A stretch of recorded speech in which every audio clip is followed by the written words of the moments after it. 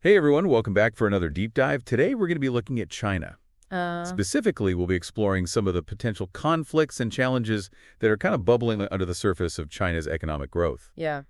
And our guide for this deep dive is a book called The Coming China Wars. Oh, interesting. And this book, it really opens your eyes to some of um, Yeah. the things that might not be immediately apparent when you just see, Oh, right. China's economic success. I mean, China's been on such a tear for the last, few decades. Like, how could anything possibly go wrong, right? Right. Exactly. And that's, I think, part of why this book is so fascinating. It kind of peels back the layers and says, well, hold on a second. Let's look a little deeper. Yeah. Yeah. Like, did you know that China is building dams that are affecting millions of people outside of its borders? I mean, I've heard about some of the environmental issues, but yeah, I'd love to dive into that. Yeah. And like their counterfeit market is a global industry worth hundreds of billions of dollars. Wow. It's mind-blowing. Yeah, the scale of some of these things is just incredible. It really is. So I think what's so interesting about this book is how it connects these seemingly separate issues. Like we think about cheap goods, and then we think about environmental problems, and then we think about maybe, China's thirst for oil. But the book really brings it all together and says, hey, these things are actually all connected, and they could be contributing to these potential conflicts. Right, yeah. And these conflicts could be both within China itself and on the world stage, internationally. Absolutely. I mean, you can't separate what happens internally in a country from how it interacts with the rest of the world. Exactly. So let's start with something that I think affects all of us pretty directly. And that's those crazy low prices that we see on so many products these days. Like you go into any store and you're like, how are they selling this for so cheap? Right. And the book refers to this as the China price. Have you ever wondered how those amazing deals are even possible? Well, yeah. I mean, I've always kind of assumed it's just, cheaper labor costs and things like that, but I'm sure there's more to it. There is so much more to it. Yeah. The book kind of dives into the factors that are driving this China price phenomenon. And it's not just about, like you said, lower labor costs. There are some pretty controversial things at play here. Oh, okay. Like what? Well, one of the key drivers, which I found really surprising, is counterfeiting and piracy. Oh, wow. Yeah, it's huge. Like, believe it or not, this represents something like 5 to 7% of global trade. Really? That much? Yeah, I had no idea. it's insane. Like, for every 100 products that are traded worldwide, 5 to 7 of them are fakes. Wow. That's wild. And that's costing companies a fortune, something like, I think it said $500 billion in lost sales each year. $500 billion. That's just unbelievable. I know. That number just boggles my mind. Yeah, and it's not just the economic impact, right? I mean, you have to think about the safety risks, too. Oh, absolutely. Like, if you're buying counterfeit electronics or medicine, who knows what you're really getting? That could have some really serious consequences. You are so right. In fact, the book recounts this pretty crazy story about a tourist in China who bought what he thought was a six-pack of Budweiser, and Oh. one of the bottles exploded in his hand Oh, my gosh. because it was a counterfeit and filled with who knows what. That's terrifying. I mean, imagine if that had been like a medication or, a car part or something. Exactly. It's really scary to think about. And it makes you wonder, what is driving this massive counterfeiting problem in China? Is it just about making a quick buck, or is there something more to it? Right. What's going on there? Well, the book delves into that, and it argues that it's actually this really complex web of factors. Like, you have high unemployment. Okay. Yeah. You have local governments that are kind of turning a blind eye because they're actually getting revenue and jobs from these counterfeit industries. Oh, wow. And then you even have cultural norms that don't place as much emphasis on intellectual property rights. So it's like this perfect storm where counterfeiting can just thrive. I see. So it's not just a simple fix. It's something that's deeply ingrained in the system. Exactly. And that makes tackling this problem incredibly difficult. Like, what can you do? Right. Can this even be addressed effectively? Yeah, that's a good question. I mean, it sounds like it would take a lot of effort from a lot of different sides. Yeah, and the book suggests that international pressure could help, but then there's also this issue of economic interdependence. Like, nobody wants to start a trade war over fake handbags, right? Right, right. But then again, how do you protect businesses and consumers from these potentially dangerous products? Yeah, it's a tough balance to strike. I mean, we all benefit from those low-cost goods from China, but at what cost? Exactly. It's like this China price phenomenon has this whole dark side that we often don't even see. Yeah, and it's not just limited to counterfeiting either, right? I mean, from what I've heard, their environmental practices are also pretty concerning. Oh, absolutely. And that's another big area that the book delves into. China's rapid industrial growth, it's come at this really steep environmental cost. And the consequences are starting to be felt not just within China, but beyond its borders as well. Right, yeah. The environment doesn't really care about borders, does it? It doesn't. And the book describes this brown cloud of air pollution that's so massive, it actually reaches all the way to North America. Wow. And then, there's desertification where, like, areas of Inner Mongolia are being compared to the American Dust Bowl. Oh, wow. That's scary. Yeah, it is. It's pretty alarming to think about. Like, imagine vast areas turning to dust because of deforestation, overgrazing, unsustainable farming practices. It's like we've seen this before, and it's happening again. It's a reminder that we're all connected, and these problems, they don't just stay contained in one place. Absolutely. And then, of course, there's the issue of water, which is something that we often take for granted. Yeah, yeah. But the book paints a pretty bleak picture, talking about severe water pollution, water scarcity. I mean, it even says that the Yellow River runs dry for months each year. The Yellow River. Wow. I mean, that's a major river. It's hard to even fathom that. It really is, and it just highlights how these environmental problems, they're not just abstract concepts, they're having real, tangible effects on people's lives. Absolutely. And they're only going to get worse if they're not addressed. But, the book doesn't just focus on China's internal struggles, right? It also talks about how their growing demand for oil is leading to some controversial actions on the global stage. Yeah, exactly. So as China's economy has boomed, they've become one of the biggest consumers of oil in the world, second only to the United States, I think. Wow. I knew they were a big consumer, but I didn't realize they were that high up there. Yeah, it's huge. And their need for energy security, well, it's driven them to adopt some pretty aggressive strategies. Some would even say ethically questionable strategies. Okay, now I'm really curious. What kind of things are they doing that are raising eyebrows around the world? Well, for one, they're striking deals with a lot of oil-rich nations. But these aren't always the countries with the best human rights records, Oh, I think. like Iran, Sudan, Angola, places like that. China's willing to kind of overlook a lot of issues, even sell arms, if it means securing that precious oil supply. So they're basically saying human rights abuses, not our problem as long as the oil keeps flowing. Yeah, pretty much. It's a tough pill to swallow, for sure. It is. But, it also raises questions about what responsibility other countries have in these situations, right? Like, if China is willing to turn a blind eye, are other countries then obligated to step in? That's a great point, and it's something that I think we need to grapple with as we think about our relationship with China and with these other countries. But it sounds like China's involvement goes beyond just buying oil, right? Like, they're actually investing in infrastructure projects in these developing countries as well. Yeah, they're pouring money into things like roads, pipelines, ports, all sorts of infrastructure. And it's not just about getting the oil, it's about securing those supply chains and using that as leverage for broader geopolitical influence. So it's like they're playing this high-stakes game of chess on a global scale, and the pieces are energy, resources, and political power. I mean, it's fascinating, but it's also kind of scary, right? Like, all this maneuvering and deal-making, it has to be creating friction with other countries. Is there a risk that these oil wars could become actual wars? I think that's a very real possibility, and it's something that the book definitely highlights. And it's not just about conflict with other major powers like the United States.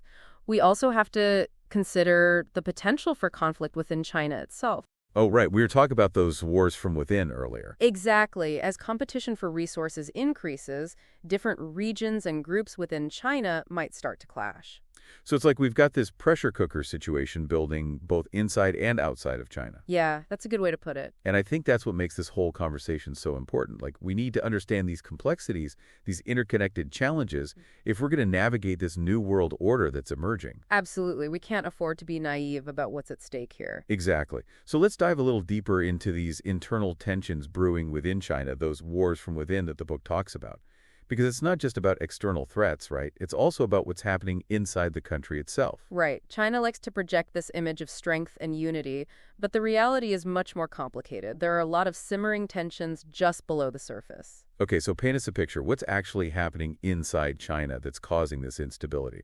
What are the key drivers of these internal conflicts? Well, one major issue is the growing gap between the rich and the poor, or you could say the urban elite and the rural poor. As cities have modernized and experienced this rapid economic growth, many rural areas have been left behind. It's like a tale of two Chinas, right? You have the glittering lights of the city on one hand, and then you have this whole other reality in the countryside. Exactly. And that gap is widening, which is leading to a lot of resentment and, in some cases, even violence. Wow. And then, of course, there's the issue of unemployment, which I was surprised to learn is actually still a big problem in China. Yeah, a lot of people think that China's economic boom has solved all its problems, but that's not really the case. Unemployment is actually still quite high. Okay, but wait a minute. High unemployment during an economic boom. How does that make sense? Well, it's a side effect of their transition to a market-driven economy. They've privatized a lot of state-run enterprises, which has led to massive layoffs and restructuring. And then you also have millions of people migrating from rural areas to cities in search of work, which further drives down wages and increases competition. So it's like this perfect storm of economic anxiety. You have laid-off workers, you have rural migrants all competing for jobs, and it's creating this real sense of unease. Right, and that unease can easily boil over into protest or even violence. Yeah, and the book has some pretty startling examples of this, right? Like it talks about how these protests and riots are becoming increasingly common, and they're often sparked by things that, on the surface, seem really small. Yeah, like that incident in Guangdong province. Oh, tell me about that. That one really stood out to me. So Guangdong is one of China's wealthiest provinces, right? But there was this woman who refused to pay a bridge toll because she was protesting excessive taxes. And when she was beaten by the toll collectors, villagers retaliated. Oh, wow. They set the toll station on fire, they clashed with police, and a man was actually killed in the chaos. That's intense. And it just shows how quickly things can escalate, how deep the resentment runs. Like this woman, she was willing to risk her safety, her freedom, to make a statement. Exactly. And it's a reminder that this economic miracle that China has built, it might not be as stable as it appears. Yeah, it definitely gives you a different perspective. And it makes me wonder, what's the breaking point? Like, how much pressure can this system withstand before it really starts to crack? That's a really good question, and it's something that I think we need to be paying close attention to.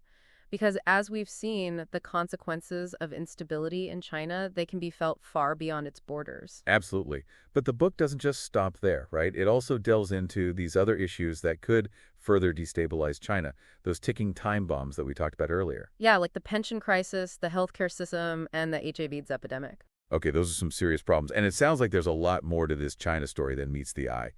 But where do we go from here? What does all this mean for the future, both for China and for the rest of the world? That's the big question, isn't it? And it's something that we'll be exploring in more depth as we continue our deep dive into the coming China wars. All right, so buckle up, everyone. Things are about to get even more interesting. Okay, so we've talked about these aggressive economic strategies, the environmental consequences, those wars from within, these internal pressures, and man, it's a lot to take in. Yeah, it's a lot. But I want to dive deeper into those ticking time bombs that you mentioned. Right. What are these social and health crises that it could really destabilize China? Well, one of the most pressing issues is the pension crisis. Okay. You know, China's population is aging rapidly, partly due to that one-child policy, and their pension system just isn't prepared to handle it. Yeah. So millions of elderly Chinese are facing a very uncertain future.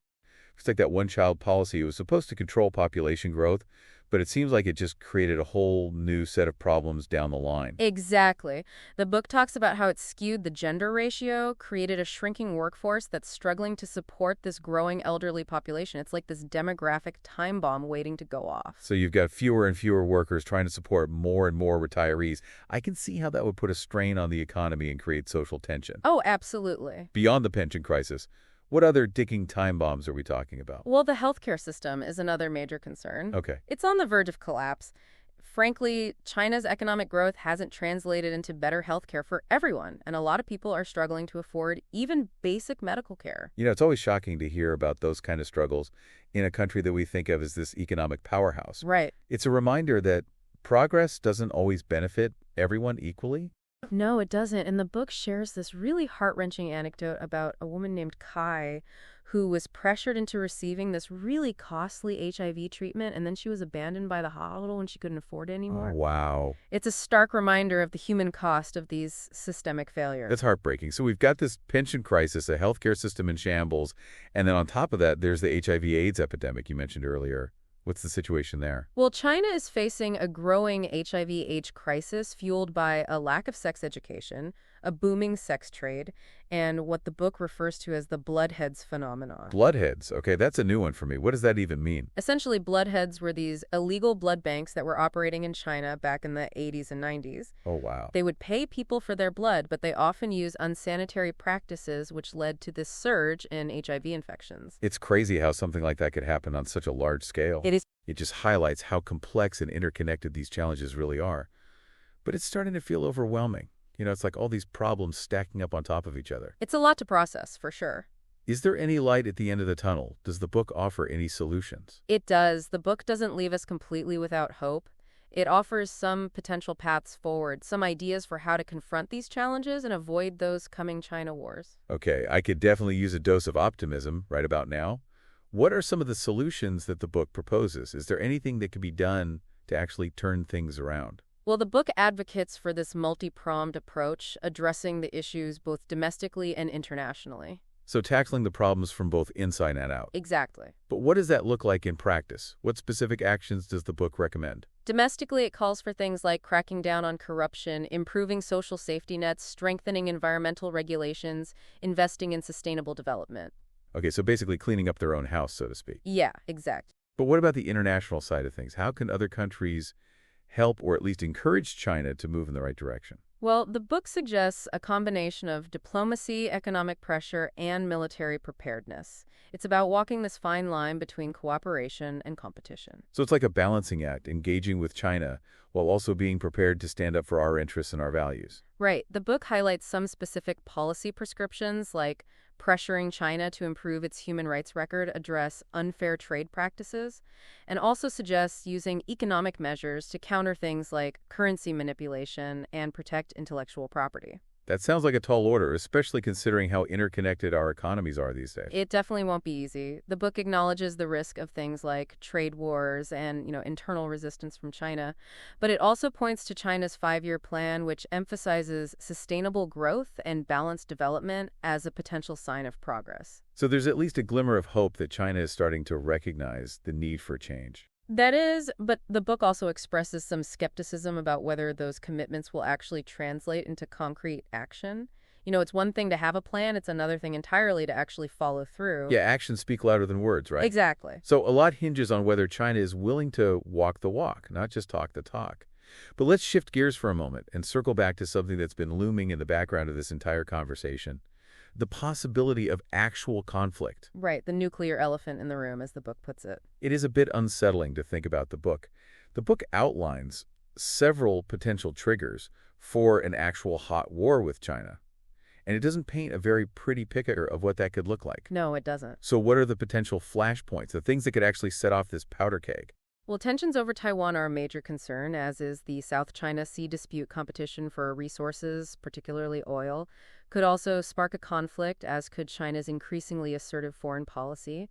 And then, of course, there are the wild cards, the unforeseen events that could escalate quickly and catch everyone off guard. It's like there's this invisible web of tension connecting all these different issues, and any one of them could be the thread that unravels the whole thing. That's a good analogy. The book doesn't offer any easy answers for how to navigate this complex landscape, but it does stress the importance of strategic planning, both in terms of military preparedness and diplomatic engagement. So it's about finding that balance, again, being ready to defend our interests, but also keeping those lines of communication open, looking for opportunities to cooperate. Exactly. The book argues that the United States in particular needs to have a clear strategy for dealing with China's rise, one that avoids both appeasement and needless provocation. It sounds like a delicate tightrope walk, but even if we manage to avoid a full-blown war, it seems like this competition and this tension with China is going to be a defining feature of the 21st century. I think that's inevitable. The coming China wars provides a sobering but necessary analysis of the challenges and opportunities that we face in this new era. It's a wake-up call urging us to be aware of the potential for conflict and to think critically about the choices we make. Well said.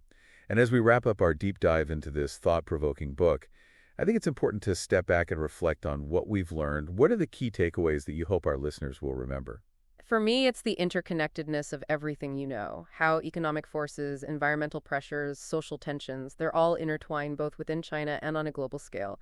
It's a reminder that we can't afford to view these challenges in isolation. What happens in China doesn't stay in China. It affects us all. Absolutely. And I think it also highlights the importance of being informed, of understanding these complex issues so we can make informed decisions as citizens and as consumers. Absolutely. Knowledge is power, as they say. And in a world where the stakes are this high, we need all the power we can get. Now, we've covered a lot of ground in this deep dive. We have. From that China price to the threat of conflict, it's obvious that China's rise is a force to be reckoned with. Yeah, no doubt about it. And one thing that really struck me was that the future, it isn't set in stone. Right. We're not just watching this all play out. The choices we make today, they'll have a ripple effect for years to come. That's a really important point. It's easy to feel overwhelmed by all these challenges, but we do have the power to shape the future. So what can we do? What are some practical steps to navigate this relationship with China and avoid those worst-case scenarios? Well, as we talked about earlier, the book emphasizes that multi-pronged approach, Right. addressing issues both domestically and internationally. Yeah, so tackling the problems from both inside and out. Exactly. Okay, so domestically, what can we do? Well, we need to push for policies that promote sustainable development, Yeah. protect human rights, ensure a level playing field for businesses. So making sure we're not contributing to the problems ourselves. Right. What about internationally? How can we engage with China in a way that promotes cooperation, but also protects our interests? The book really stresses the importance of dialogue, even when it's difficult. Okay. Open and honest communication is key to building trust and finding common ground. We need to recognize that we're all in this together, facing these shared challenges. That makes sense. But how do we balance that need for dialogue with these concerns about China's human rights, their aggressive economic practices, their military ambitions? It's a tough balance for sure. The book suggests a mix of diplomacy, economic pressure, and military preparedness. Being firm but fair, willing to cooperate when it benefits us, but also ready to push back when necessary. Finding that sweet spot between appeasement and aggression. Exactly. Sounds like a tall order. It is. But the book argues it's the only way to avoid those coming China wars and create a better future for everyone. I like that The Coming China Wars, it's a tough read, but it really makes you think.